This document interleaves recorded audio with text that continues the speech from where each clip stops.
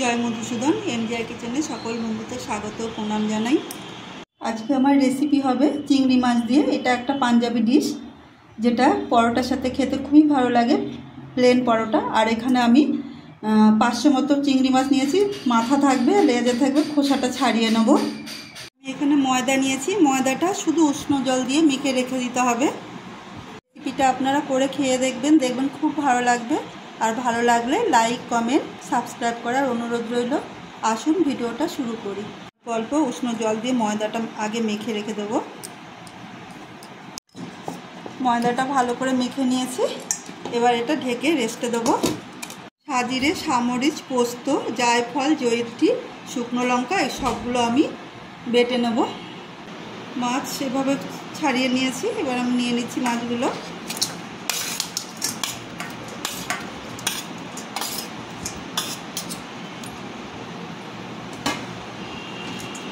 দিয়ে দিচ্ছি 1.5 চামচ মতো, এখানে 1.5 চামচ, বড় চামচের 1.5 চামচ মতো দই আছে।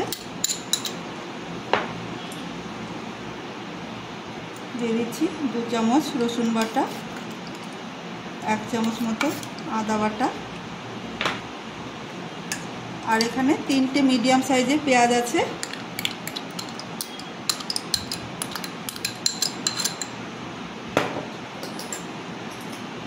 খুব সামান্য নুন। আর এখানে সব মশলা বেটে নিয়েছি, জায়ফল, জয়িত্রী, সাজিরে, সামরিচ, পোস্ত এগুলো দিয়ে আমি আর দিয়ে দিচ্ছি সরষের তেল।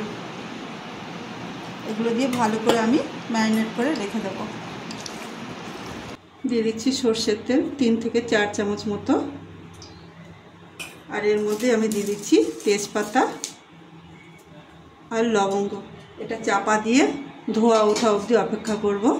এটা খুলছি, ধোয়া ছেড়েছে আর স্মেলও ছেড়েছে। এবার দিয়ে দিচ্ছি ম্যারিনেট করা চিংড়ি মাছ। রেসিপিটা প্রথম থেকে শেষ অবধি স্কিপ না করে দেখার অনুরোধ রইল। মশলা ধোয়া জল, আর একটু জল দেবো, 1/2 কাপ মতো। দিয়ে দিচ্ছি ধনে গুঁড়ো 1/2 চামচ, আর কাশ্মীরি লঙ্কা গুঁড়ো 1 চামচ মতো আছে।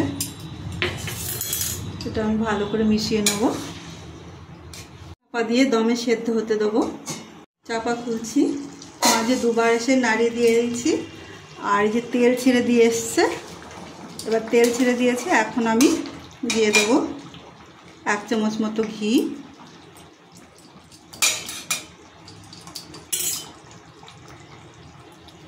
দিচ্ছি গোলাপ জল, আর খুব সামান্য একটু মিঠা আতর।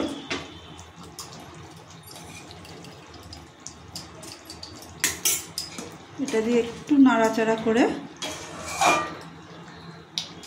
আমি আরও 5 মিনিট চাপা দিয়ে চাপে হতে দেবো। 5 মিনিট হয়ে গেছে, চাপা খুলছি।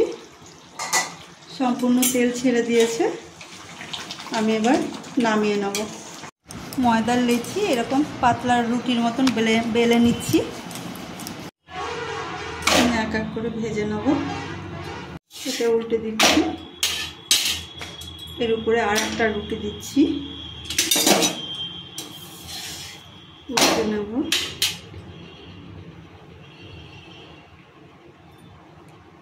এর উপর আর একটা দিয়ে পরপর এইভাবে হালকা ভেজে নেব। আমি হালকা ভেজে নিয়েছি। আমি এক এক করে তুলে নেব এগুলো। ঘি দিয়ে, হালকা ঘি দিয়ে মালিশ করে উল্টে পাল্টে ভেজে নেব।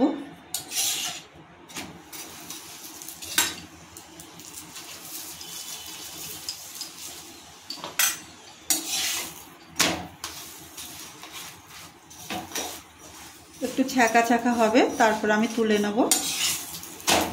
আজকের ঝিঙা চাপ রেসিপি ভালো লাগলে লাইক, কমেন্ট, সাবস্ক্রাইব করার অনুরোধ রইল। আর এই রেসিপিটা বাড়িতে করে সবাইকে খেতে দেবেন, দেখবেন আশা করি সবার খুব ভালো লাগবে। ভালো লাগলে আমার পাশে থাকার অনুরোধ জানাচ্ছি। আর বেল আইকনটি অবশ্যই প্রেস করে দেবেন।